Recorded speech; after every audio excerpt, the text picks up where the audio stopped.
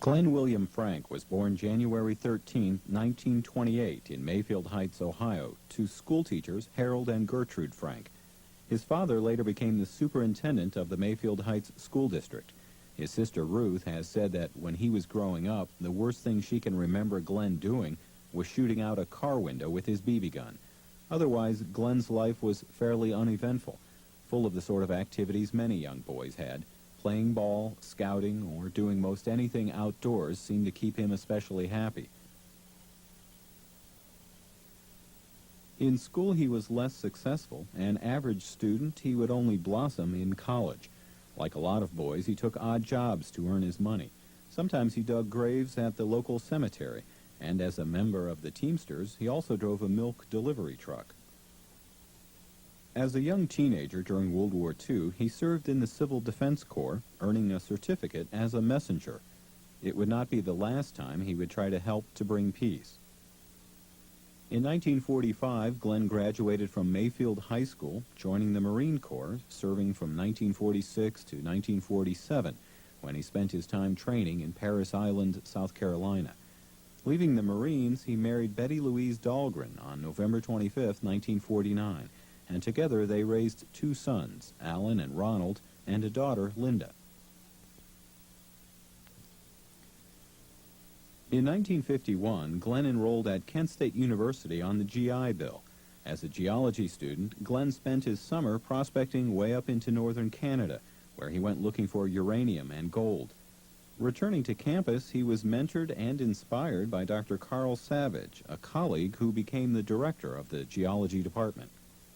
Glenn graduated from Kent in 1951, and then from 1952 to 1953, he served as an assistant geologist for the state of Maine. Frank earned Master of Science degrees from both the University of Maine in 1953 and Western Reserve University in Cleveland in 1963. Though he never obtained his doctorate, his enthusiasm for his field and his dedication to his teaching, the numerous teaching awards he won, all contributed to his being addressed as Dr. Frank by his students. He then accepted a temporary teaching assignment at his alma mater, a tenure that stretched 31 years and would leave behind a legacy much more solid than those rocks he had loved.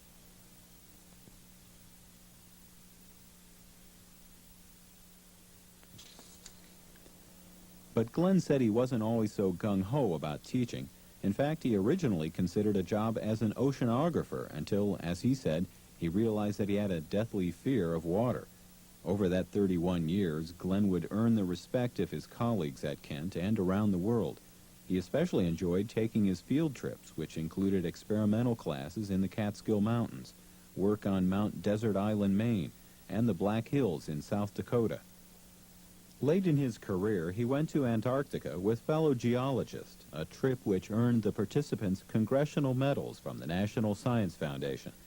Back home at Kent, he developed a forensics geology course in which students would analyze how to use earth materials to solve a crime. Rather than simply spoon-feeding information, Frank challenged his students to analyze mock crime scenes in class projects. The professor had already been using these same techniques to begin his understanding of the crime scene on the Kent Commons.